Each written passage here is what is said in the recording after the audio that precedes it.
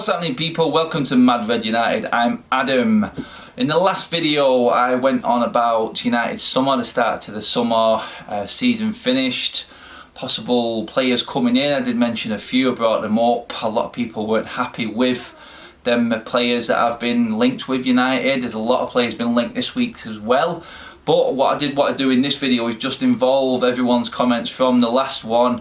People who actually came through and made a few good points actually on a few different topics on United, as well as the transfers and how things are moving forward so far this summer. I know it is early days, like I said, but I did want to involve everyone. I like to get everyone involved on this channel. It's what it's all about, communicating with everyone, all the subscribers and people who are watching for the first time also. So if you didn't watch the last video, the YouTube card is up there. Just take a look at that so you know exactly what we're talking about, like I said, if you didn't watch the last video. So going on also quickly before I crack on to some of the comments that I've picked out from previous, I am thinking of doing a live video. Let me know, comment below on that if you'd be up for that, if that's a good idea, what you guys think, interacting with you live as it happens. It'd be easier to communicate and talk to each other than on a live video, I think. I've never done one before, but it's worth doing it, upping my game a little bit and actually getting some live content in as well and getting more and more people involved in it that way. So comment below, is that a good idea? Do you want to get involved with that? That would be another thing I'm looking to do. So going from the last video, United's transfer dealings, we talked about kits, Woodward, things like that, but mainly it was about players that could possibly come in, and there was, let's say, it was a vibe going around from the comments. It was pretty much all similar and all on sort of like a disappointing sort of vibe. It was like we should be doing more. There's a massive element of fear in the United fans at the moment that this summer, as massive as it is, and we all know this is the biggest summer in United's history, there's no doubt about that, because this summer could determine how far down we fall, even further away from the top of the table, from the top teams, to excuse me, actually rebuilding and actually getting back up there where we should be. This summer is key to that, and Ole Solskjaer is key to that.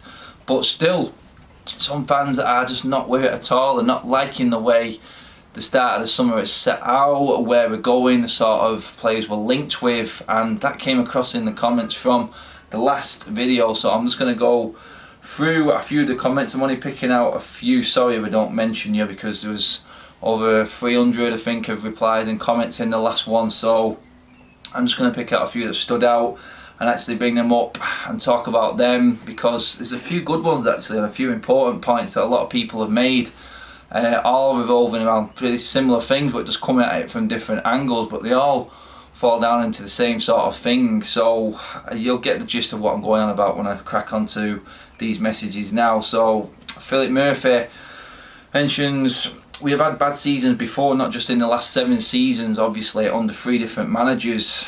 86-87 we was 11th, 88-89 11th, 13th in 89-90, 6th in 90-91. Although we all know what happened the season after that, coming close with Leeds and then obviously winning it for the first time with Ferguson in the Premier League when it kicked off. He also goes on to say Ferguson got time, certain moments in a manager's career actually changed the way things go. He's talking about Mark Robins' goal in the FA Cup at Forest, and we all know that goal probably did save Ferguson's bacon as the Manchester United manager. That's already well known that was probably the most important goal of Ferguson's career as Manchester United manager, because it could have gone severely downhill from there. So the issue I've got with that is, yeah, managers do need time, but the modern day football now, you're not going to get that time. It's as simple as that. I mean, you could have compared that to maybe Van Gaal, FA Cup final against Crystal Palace. Jesse Lingard bangs one in the top corner in the last minute and we win the FA Cup. Trophy in the bag, Van Gaal happy. A few hours later, it's been announced on BBC that Mourinho's the new United manager. So it's sort of, yeah, managers should get time, but simply they're just not going to get time, and Ollie has to hit the ground running next season, otherwise he could be another casualty. Are the Glazers going to change now or look at it differently? Are we going to change our approach to everything, giving managers longer term contracts, or even forget the contract side of it, that doesn't even matter. We're going to give managers longer to actually get their ideas and their style across, implement their own plans. I can't see it, to be honest. They've been doing the same thing since Ferguson left, and fourth manager in now. Are they going to change now just because it's an ex-United player who's managing the club? I can't see it. I really can. And if Ollie does get off to a bad start, then a lot of people are thinking he could be gone by Christmas time. It really could be that drastic, and even sooner. If he continues how we left off from last season, then there's going to be a lot of United fans who just haven't got the patience anymore. They've seen enough already, and they will get straight on his back. I can guarantee it. It will be a sorry end to Ollie Solskjaer. Paul K, why are we buying youth when we have our own? Why don't we use our own youth, and failing that we save money anyway from buying other young players? Yeah, it's a good point. I mentioned it last video with Longstaff from Newcastle. Why buy a central midfielder from another team, another young player, when we have players like James Garner coming in? I mean, save the money, invest it where it's needed more. Like I said, it could be a more experienced, a better player, a more established player, a more skillful, a player we need in a position drastically, i.e. centre back or right back, right wing. You know, all them positions are key to United going forward next season and need improving. So I understand where Paul's coming from with that, literally saying, why bring in a young player when we've already got young players on United's books there chomping at the bit to come in? Are they as good as what we're buying? We're buying a young player from the Championship. Are our youth players not on that level? That's the question you've got to ask, and I think Paul's pretty much getting at that, and it is a fair point, to be honest, because we have got some talented players in our youth setup. They've all done well at different levels of the youth team this season as well, and again, are we wasting money doing that? Could that money be going elsewhere? I think so as well. I do like the young look on things, buying young players, but I'm talking about this in the week with someone else, saying United's standard of young and buying young players, the ones that have been decent in terms of buying young, have been the likes of Rooney, Ronaldo at teenagers. That's United's level that a lot of United fans are used to and would be expecting, not Daniel James from the Championship, Sean Longstaff from Newcastle. You know what I mean? I can see where the issue is, and I can see why a lot of United fans are not happy with it. I really can. I see where Ollie's looking with it, but I also see the other side of it, which is what Paul's bringing up there. Moving on, Craig Lawrence. Adam, you know I respect your opinion. Question: Ollie or Alegria for the next 2 seasons? I think Craig's going on there saying, I think we've all found out that Alegria is probably going to be available now this summer. He's leaving Juventus. I think the question is, if a world-class manager became available right now in this summer, would you ditch Ollie right now and take the more established manager, or would you give Ollie the chance and probably the deserved shot that he is probably well worth actually getting now this summer, and actually getting his own team together and own plans across? Don't forget, he's had no time to bring any players in. This is his chance now, but are we that desperate? Can we be letting chances pass if a world-class manager comes up now? Comment below, let me know. I think that will be sort of a 50-50 split. I think a lot of fans want to give Ollie the chance, but are actually scared of the actual team he's going to be putting together at the start of next season, just by the names that have been mentioned and United are reportedly going for. So I can see it. Can we afford to let a Poch go if he does come available, or an Alegria? Alegria, not for me. Italian managers, I mean, United are crying out for a style of football right now. We've had the serial winner in Mourinho, who is results based, that is very similar to what Alegria is. Would Alegria come in and be able to just come in and get the results with this squad that we've got now? I'm pretty certain that would be a resounding no. So Alegria, no. If a Poch came in, we know straight away he would be able to work with the youth. He would be able to implement a style of football that works in the Premier League. He's proven works, and he's in the Champions League final now with zero money spent in the last 2 windows. That cannot be not looked at, can it? Let's be honest. If Poch came available, I do think United board have got a decision to make. I really do, because right now this summer, like we said, is massive for United. Is this the one opportunity, if he came available, Poch, this summer now, would we be able to afford to let him go? That is a massive question that will split, I think, most fans, but it has to be asked, and I think a lot of fans would find it tough to say no to Poch. I really do. So, moving on, Chris Evans, not the ginger Chris Evans from Radio 2, I'm sure, Chris. Sorry if it is, but I doubt you're subscribed to my channel. But anyway, if Jones, Young, Smalling and Lukaku are starters come August, we are doomed, and so will Ole. I can see him gone by Christmas. Hope I'm proven wrong, but if big changes aren't made, we are ultimately doomed. Yeah. Point I mentioned this, I tweeted this out a couple of weeks ago, that if one of Jones, Smalling or Young actually starts first game of the season next season, then Ole has failed. Sounds harsh, I know, but he's seen what these players are made of. He's seen what metal they've got and what they're capable of, and ultimately it is failure. They're not good enough to play for United. They proved it the last 6 years. Ole's been the first manager who's had a chance to see it in a pressure situation and now act on it as the summer comes.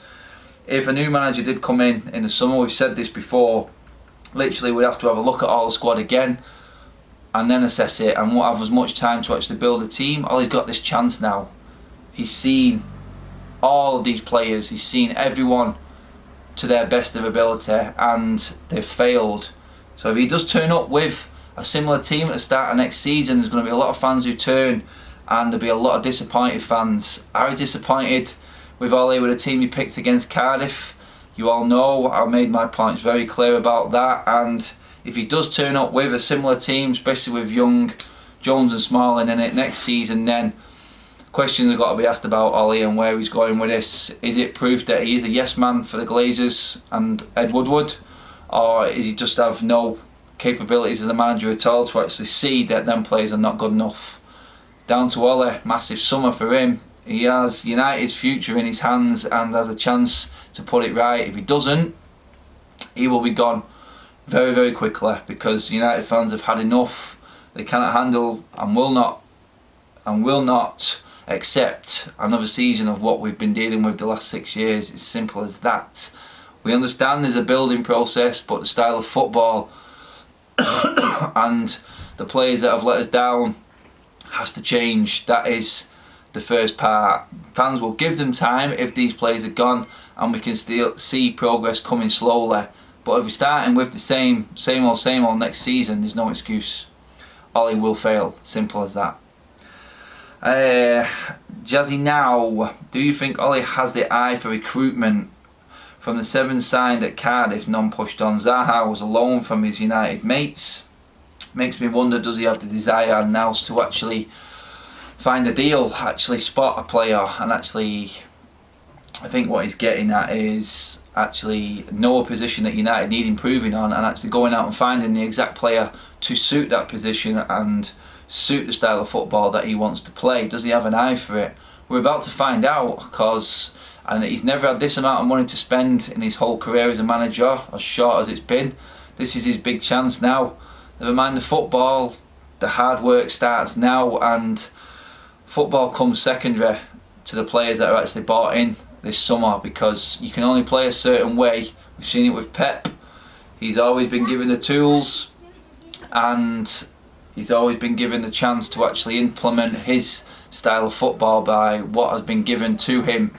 So it literally all comes down to if Ole can start next season with his style, and can he find the style of player that actually is going to suit the way he wants to play. He needs to do it, he needs to do it quick and get on about it this summer. Otherwise next season, again, I don't like to keep saying it, but it will be another failure and another disappointment for United.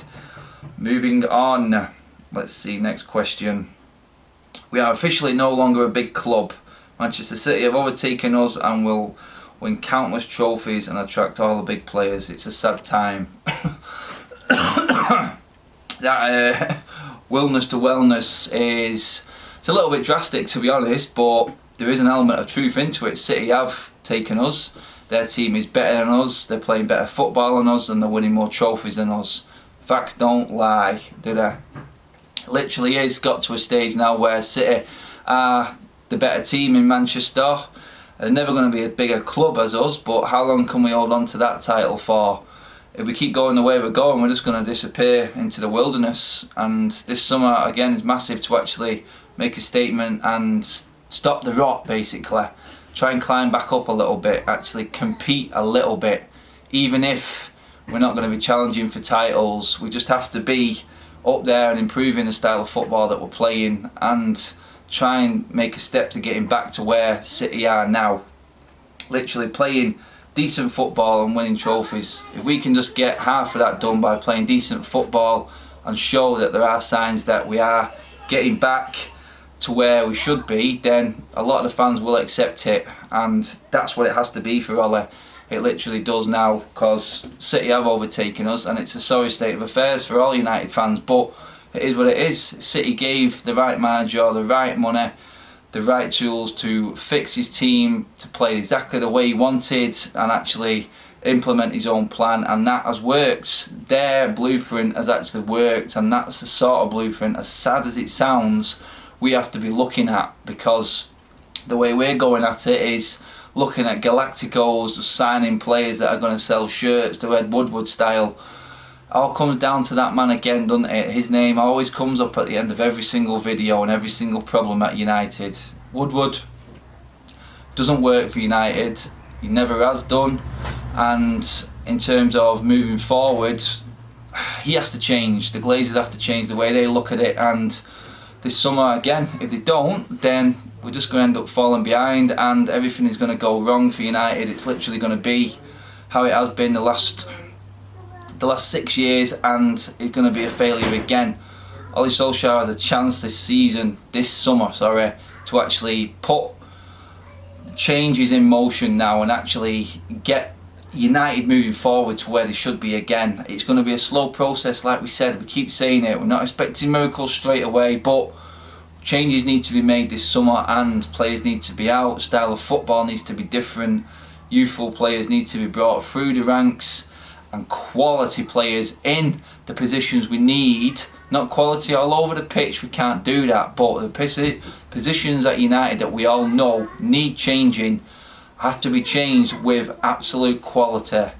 The right players to fit every single position. We know the positions that need it. They're the ones that need the class players in. They're the ones that need to have the money spent. You're alright buying a few youth players here and there, that's good. I'm all for that, but the quality needs to be there as well. The world class, not so much world class, but established good players that we know are going to hit the ground running in the Premier League need to be brought in. So that pretty much sums up this video. Thanks for all your comments from previous videos and the last one that we've brought up today. Don't forget, comment below again, let me know what you think of this. Hopefully this week we'll have a bit more news to go on. It sounds like Daniel James has already been done, but United could obviously balls that one up as well. We don't know yet, but yeah, if United mess up a Championship player deal, then there is no hope for us. But yeah, I will see you guys again at weekend for episode 2 of Summer Reds. I will bring up some more points from what has actually happened this week. Hopefully it's good ones, and we've had some good news to talk about at weekend. But this is all your comments on this video. This is what I'll be doing quite frequently now. And don't forget, comment below if you think we should do a live video, interact with each other in terms of actual as it happens, and a good chat, even if it's 5 or 10 people on a live chat. I'm not bothered. Just want to communicate and actually talk with more Reds and see how everyone else is feeling. It's good to see all the comments. I'm loving everyone. I will get back to pretty much everyone. If I've missed you, I'm sorry. I do scope through all the messages and make sure I get back to as many people as possible. Thanks for watching this video again, people. Don't forget, hit that subscribe and like button if you are new to the channel. Share the video, and I will catch you at weekend with hopefully good news and progress going through into next week.